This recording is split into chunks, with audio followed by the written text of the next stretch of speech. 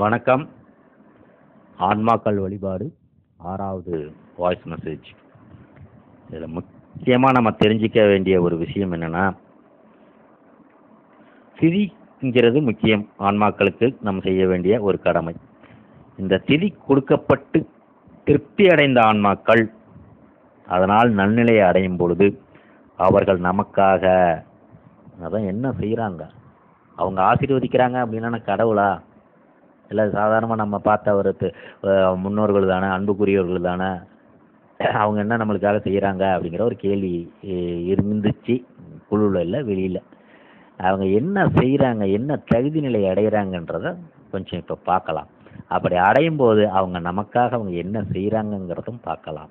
அவங்கள அந்த மாதிரி நம்ம திதி கொடுத்து தானங்கள் தர்மங்கள் சிராத்தங்கள் இதெல்லாம் செஞ்சு அவங்களுக்காக நம்ம மனமுருகி அவங்கள அற்புதமாய் வாழ்ந்து கொண்டிருக்கிறார்கள் அப்படிங்கிற ஒரு நிலைப்பாட்டுக்குள்ளே நம்ம மனமுருகி நினச்சி வாழ்ந்துக்கிட்டு இருந்தோம்னாலே, வணங்கிக்கிட்டு இருந்தோம்னாலே அவர்களுடைய ஆன்ம நிலை படிப்படியாக முன்னேறி இறைவனை தரிசிக்கும் பாக்கிய நிலை பெறுகிறது.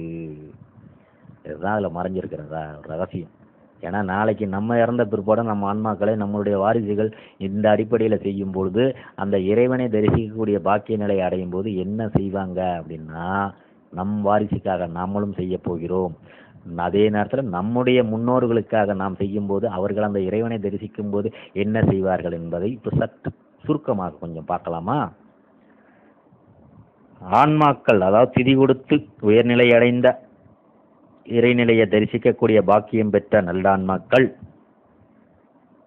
அவர்கள் நமக்காக இறைவனிடம் பிரார்த்தனை செய்கிறார்கள். அந்த தரிசனத்தை கிடைக்கக்கூடிய நிலையில என்னன்னா, இந்த நிலையை எனக்கு கொடுத்த நண்பர்கள் இல்லைன்னா உறவுகள், அன்புக்குரியவர்கள், குடும்பத்தை சார்ந்தவர்கள், வாரிசுகள் யாராயிருந்தாலும் அவர்களுக்கு மட்டுமே தெரியும் என்னை உயர செய்தது யார் அப்படின்ட்டு. அதனால அவங்களுக்காக அந்த இறைசக்தியை தரிசனம் பண்ணக்கூடிய, தரிசனம்னா பார்த்துட்டு வர்றதில்ல.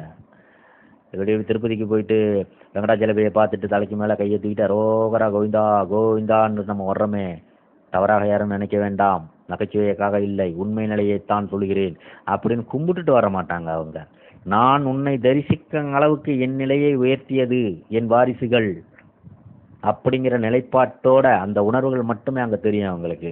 இறைவா அவங்களை நன்றாக வைத்துவிடு, அவங்களுக்குள்ள குறைகளை நீக்கிவிடு, அவர்களுக்குள்ள தடைகளை நீக்கிவிடு அப்படின்னு வேண்டி பிரார்த்தனை செய்யக்கூடிய தகுதி நிலை அடைவார்கள். இதுதான் அங்கே உள்ள ஆன்ம உலகத்தின் மனப்பக்குவம். தனக்கு ஒன்று கொடுன்னு கேட்க மாட்டாங்க, அது கேட்க முடியாது. ஏன்னா இவங்க செஞ்ச கர்ம விதியின் பிரகாரம் ஜட்ஜ்மெண்ட்லேயே கொடுத்துருவாங்க, நீ இப்படி இப்படி இப்படின்னு. அதனால் நம்ம அதே நேரத்தில் இவங்களுக்கு செய்யக்கூடிய இந்த விஷயங்கள்லாம் செஞ்சு வழிபட்டு வர்றோம் அப்படின்னா இறைவனை தரிசிக்கக்கூடிய பாக்கியத்துக்கு போயிடுவாங்க. அப்போ அந்த நிலையை கொடுத்தது யார்? பூமியில் இருக்கக்கூடிய நாம், அவர்களுடைய வாரிசுகள், சந்ததியர்கள். அப்போ அந்த நிலையை இருக்கும்போது இறைவா அந்த அவர்களுக்கு நல்நிலையை அடைய செய் அப்படின்ற பிரார்த்தனை செய்வாங்க. அதுக்கு அடுத்து இதனால் அந்த செஞ்ச நமக்கு துயரங்கள், கஷ்டங்கள், வேதனைகள் விலகி போவதற்கும் எதிரிகள் நம்மை விட்டு விலகி போவதற்கும் துணை செய்கிறார்கள். அதாவது கஷ்ட நஷ்டம் வேதனை துன்பம் ஒரு பக்கம் இருந்தாலும் நம்மளை சுற்றி ஏதாச்சும் தொழிலையோ குடும்பத்திலேயோ வெளியிலேயோ பகையாளிகள் விரோதிகள் இருந்தாங்கன்னா அவங்கள கூட நம்மக்கிட்ட நெருங்க விடாத அளவுக்கு செஞ்சிடுறாங்கங்கிறது நிதர்சன உண்மை. இது என் அனுபவமும் உண்மை, தெரிந்தவர்களுக்கு மட்டும் தெரியும். அது மட்டுமல்லாமல் நோய்களில் இருந்தும் பாவங்களில் இருந்தும் கஷ்டங்கள் விபத்துக்களில் இருந்தும் காப்பாற்றுகிறார்கள். அதே போன்று நல்ல வாழ்க்கையையும் நன்மையையும் செல்வ வளத்தையும் கொடுப்பதையும் முற்பிறவியின் பாவத்தை போக்குவதையும் நீண்ட ஆயுளை தருவதையும் சில வேளையில் மரணத்தின் விளிம்பில் இருந்து காப்பாற்றப்படுவதையும் நம் அன்புக்குரியவர்களின் ஆன்மாக்கள் நமக்காக செய்கிறார்கள் என்பதை மறக்க வேண்டாம். இது நிதர்சன உண்மை. இப்போ நான் சொன்ன அத்தனை பட்டியல்களுமே அவங்க செய்கிறாங்களே அப்படின்னா அந்த நிலைப்பாட்டுக்கு அவங்கள கொண்டு போய் நிற்க வைக்க வேண்டியது, அதாவது இறைவனை தரிசித்து வேண்டி பிரார்த்தனை பண்ண செய்ய வேண்டிய பொறுப்பு ஒவ்வொரு சந்ததியர்கள், அதாவது வாரிசுகளுக்கும் உண்டு. வாரிசுகள்னா மகன்கள் மகள்கள் அப்படிங்கிறது வேண்டாம், அன்புக்குரியவர்கள். தன் கணவன் இறந்திருந்தால் ஒரு மனைவி செய்ய வேண்டிய கடமை, ஒரு மனைவி இறந்திருந்தால் ஒரு கணவன் செய்ய வேண்டியது பிள்ளைகள் செய்ய வேண்டிய கடமை, தாய் தகப்பன் இறந்திருந்தால் அந்த பிள்ளைகள் அவங்களுக்கு செய்ய வேண்டிய கடமை. இருக்குது. இதுதான். அப்போ அந்த நிலைப்பாட்டை கொடுக்குறோம் அப்படின்னா அவங்க இறைவனை தரிசித்து வணங்கக்கூடிய பாக்கிய நிலை நாம் கொடுத்தோம் என்றால், இப்போ நான் மேலே சொன்ன அத்தனை விஷயங்களிலும் இருந்துமே அவர்கள் நமக்கு துணையாக இருந்து காப்பாற்றுவார்கள் என்பது நிதர்சனமான உண்மை. அடுத்தது, நாம் நமது முன்னோர்களை நினைத்து நாள்தோறும் அன்னத்துடன் ஆன்மாக்களை நமஸ்கரிக்க வேண்டும். அது மட்டுமல்லாமல் அமாவாசை, மாதப்பிறப்பு, கிரகண புண்ணிய காலங்கள், இந்த காலங்களெல்லாம் நீர்வழியாக நாம் ஆன்மாக்களுக்கு தர்ப்பணம் செய்வதும் நன்மை தரும். தர்ப்பணம் திதி கொடுக்காத மகாலய அமாவாசை விசேஷமானது. இது முன்பே நான் சொல்லியிருந்தேன். தர்ப்பணம் நம்மளால் அந்த திதியெல்லாம் பார்த்து கொடுக்க முடியலனாக்க வருஷத்துக்கு ஒரு தடவை வரக்கூடிய மகாலய அமாவாசை என்ற நாளில் நம்ம அவங்களுக்கு கொடுக்கலாம். மற்றும் மாத அமாவாசைகளில் தவறாது திதி கொடுக்க வேண்டும். ஒவ்வொரு மாதமும் வரக்கூடிய அமாவாசை அந்த திதி என்னங்கிறத பார்த்துட்டு கூட நம்ம அன்னதானம் பண்ணலாம். சின்ன ஒரு விஷயங்கள் தான். தானங்கள் செய்யலாம், அன்னதானங்கள் கொடுக்கலாம். அதுக்கப்புறம் நமது அன்புக்குரியவர்களின் ஆன்மாக்களுக்கு சிறப்பு தர்ப்பண பூஜைகள் செய்வதற்கு ஏற்ற இடங்களாக சொல்லப்படக்கூடிய ஒரு சில இடங்கள் இருக்குது. அங்கேயும் நம்ம போய் பண்ணலாம். ஒரு சிலருக்கு எடுத்த உடனே ராமேஸ்வரம் போவாங்க, இல்லைன்னா காசிக்கு போவாங்க. இந்த 2 இடம் தான் ஒரு சிலர் நிர்ணயிக்கப்பட்ட மாதிரி சொல்லியிருக்கிறாங்க. அதையும் இல்லாமல் ஒரு சில இடங்கள் உள்ளது. அதையும் தெரிஞ்சுக்கிட்டா நல்லது. அந்த இடங்களுக்கு போய் கூட நம்ம தர்ப்பண பூஜைகள் செய்யலாம் அப்படின்றாங்க. அந்த இடம் என்னன்னா எந்த இதுன்னா காசி, கயா, பத்ரிநாத், திருவையாறு, ஸ்ரீரங்கம், பவானி இடங்களிலும் கர்நாடகத்தில் ஒரு இடம் இருக்குது. அங்கே என்னன்னா திருக்கோகரணம் அப்படின்னு கர்நாடக மாநிலத்தில் ஒரு இடம் இருக்குது. அதே மாதிரி கும்பகோணத்தின் அருகில் உள்ள சதலபதி இது ஒரு இடம் இருக்குது. இதெல்லாம் குழுவில் உள்ள நண்பர்கள் தெரிந்து பயன்பெற வேண்டும் என்பதற்காகத்தான் இந்த குறிப்புகள் நான் சொல்கிறேன்.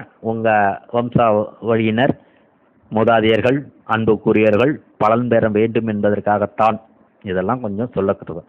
அந்த மாதிரி கும்பகோணம் பக்கத்தில் இருக்கிற சிதலபதி என்ற இடத்திலும் நமது சித்தர் மகான்கள் குறிப்பிட்டு சொல்லியிருக்கிறார்கள். இது சித்தர்கள் மறைமுகமாக ஓலைச்சுவடியில் எழுதி வைக்கப்பட்ட குறிப்புகள். இந்த மாதிரி இடங்களுக்கும் நீங்கள் போய் சிதார்த்தம் திதி பண்ணலாம் அப்படின்றத சித்தர் மகான்கள் எழுதப்பட்ட ஒரு விஷயம். இதுதான் ஆய்வுன்றது. நாங்கள்லாம் பண்ணி வச்சிருக்கிறோம். அதெல்லாம் வச்சு இந்த கட்டுரையை வெளியிட்டது. அதனால் யாரும் தவறாக நினைக்க வேண்டாம்.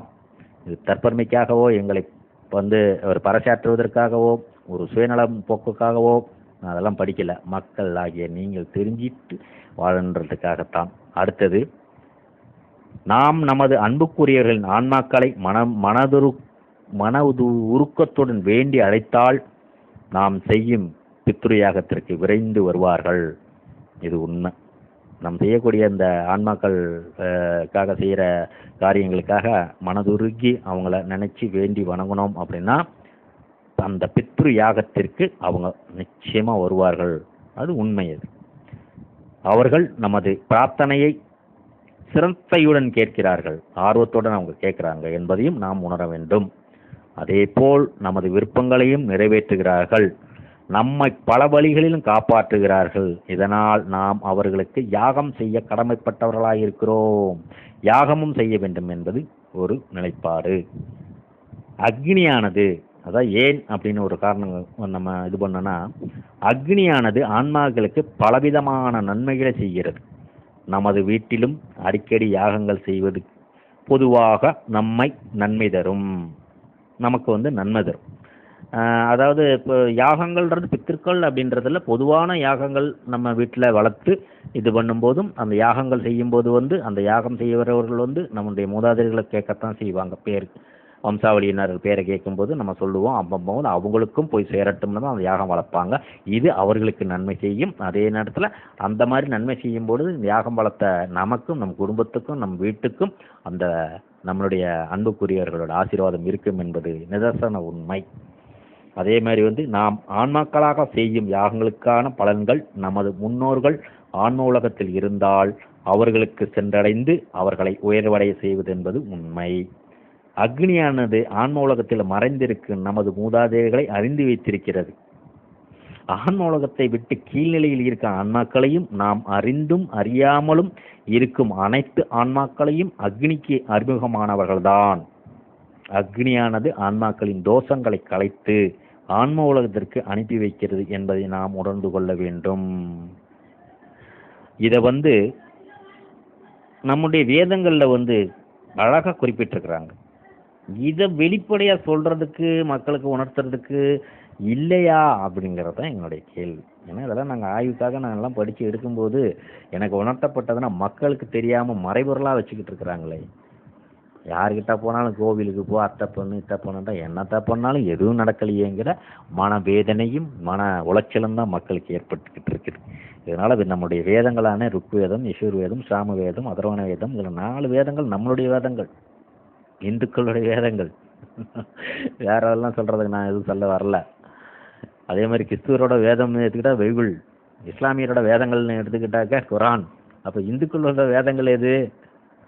ஒரு இந்துவை பார்த்து நான் கேட்கிறேன், நீங்கள் யாரும் தப்பாக எடுத்துக்காதீங்க, நானே கேட்குறேன் சார், இந்த மாதிரி குரான் ஒரு வேதம் என்பது குரானுக்கு இஸ்லாமிய சகோதரர்கள் சொல்கிறாங்க, கிறிஸ்துவ சகோதரர்கள் பைபிள்ன்றாங்க, இந்துக்கு வேதம்னு சொல்கிறது எது அப்படின்னா அது ஒரு விதமான வேற டாப்பிக்கில் போய் ஒரு கதையும் புராணங்களையும் உள்ளதான் சொல்கிறாங்க. சார் அதெல்லாம் புராணங்கள் சார், வேதங்கள் எது அப்படின்னா அவங்களுக்கு சொல்ல தெரியல. இது ரொம்ப ஒரு மனவேதனையாக இருக்குது. ஏன்னா காவி பட்டை கொட்டை வேற விமர்சனிக்க நான் விரும்பலை, அந்த மாதிரி கோலத்தில் இருக்கிறாரு அவர். நம் வேதங்கள் ஏது அப்படின்னு மக்கள், இந்த குழுவில் உள்ள நண்பர்கள் நீங்கள்லாம் தெரிஞ்சுக்கணும். இந்துக்களாகிய நமக்கு உள்ள ஒரு வேதம் என்னன்னா அந்த 4 வேதங்கள், ருக்வேதம், யஜுர்வேதம், சாமவேதம், அதர்வண வேதம்ன்றதுதான் நம்முடைய இந்துக்கள் வேதம். இதை யார் படிக்க விடாமல் இதை தெரிஞ்சிக்க விடாமல் தடுக்கிறாங்கன்றது எனக்கு தெரியாது, நீங்களே தேடி கண்டுபிடிச்சி பார்த்துக்குங்க. இதை படித்தாலே நாம் சரியான பாதையில் பயணம் பெறுவோம், நம்ம செய்ய வேண்டிய கடமைகள் என்ன என்பதை உணர்வோம். இதுதான் உண்மை. அடுத்த நிலைக்குள்ள நம்ம வரலாம். இந்த ருக்வேதத்தின்படி யமலோகம் விட்டு அதற்கு மேலே உள்ள புண்ணியலோகம் என்னும் உலகத்திற்கு செல்லாத தேகத்தன்மை தெய்வீகத்தன்மை ஆன்மாக்கள் அடையாவிட்டாலும் தங்களின் வாரிசுகளுக்கு அவர்களின் அன்பை ஏற்று உதவ வருவார்கள். பித்ருக்கள் பயத்தையும் நோய்களையும் கஷ்டங்களையும் நீக்குகிறார்கள் என்று அதில் கூறப்பட்டுள்ளது. ஆகையால் இந்த வேதத்தின் உள்ளபடி நாம் பார்க்கும்போது பித்திருக்கள் எனப்படும் ஆன்மாக்கள் புண்ணியலோக ஆன்மாக்கள் தான் என்று கூறலாம். அதாவது நன்மை செய்கிற அடிப்படையில் பார்க்கும்போது இவர்கள் ஒரு நல்நிலை ஆன்மாக்கள் தான் நம்ம சொல்லலாம் அப்படின்றதையும் அவங்க நிலைநிறுத்தி சொல்லியிருக்கிறாங்க ருக்வேதத்தில்.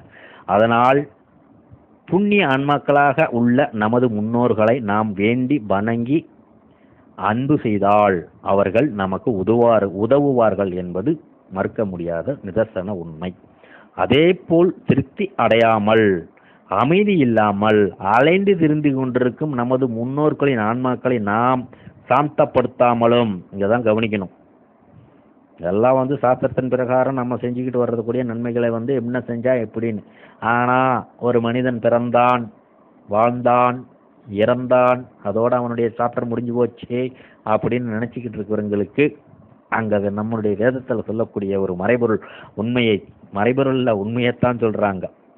அதே போல் திருப்தி அடையாமல் அமைதி இல்லாமல் அலைந்து திரிந்து கொண்டிருக்கும் நமது முன்னோர்களின் ஆன்மாக்களை நாம் சாந்தப்படுத்தாமலும் திருப்திப்படுத்தாமலும் வேண்டி வணங்கும் போது, இங்கதான் கவனிக்கணும், அவங்களுக்கு எந்த விதமான ஒரு நிலைப்பாடுகளும் நம்ம செய்யாம ஏதோ இப்போ நம்ம குரூப்பில் பேசுகிறோம்னு நினச்சிக்கிட்டு நம்ம அன்புக்குரியவர்களை மறுபடியும் நான் சொல்ல விரும்பலை, தாத்தா பாட்டியிலேருந்து நம்ம பெத்த புள்ள முதற்கொண்டு நம்முடைய அன்புக்குரியவர்களை இந்த மாதிரி எந்த ஒரு பரிகார முறைகளும் செய்யாமல் குரூப்பில் சொல்கிறாங்களே நம்மளும் கூப்பிடலான்னு கூப்பிட்டு வேண்டி வணங்கும் போது அவர்கள் நமக்கு நன்மைகளுக்கு பதிலாக கெடுதல்களையே செய்ய அதிக வாய்ப்பு உள்ளது.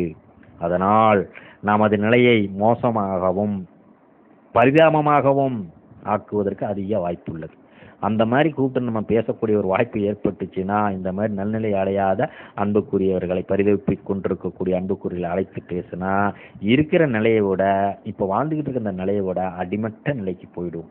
இதைத்தான் நிறைய பேர் சொல்றாங்க, ஆன்மாக்களை கூப்பிட்டு பேசினாக்க இருக்கிற நிலையை விட நம்ம மோசமாக கொண்டு போயிடும், நம்மளை அழிச்சிடும், நம்மளை கஷ்டப்படுத்தும் அப்படின்னு. ஏன்னா அவங்க அவங்களுடைய அன்புக்குரியவர்களுக்கு எது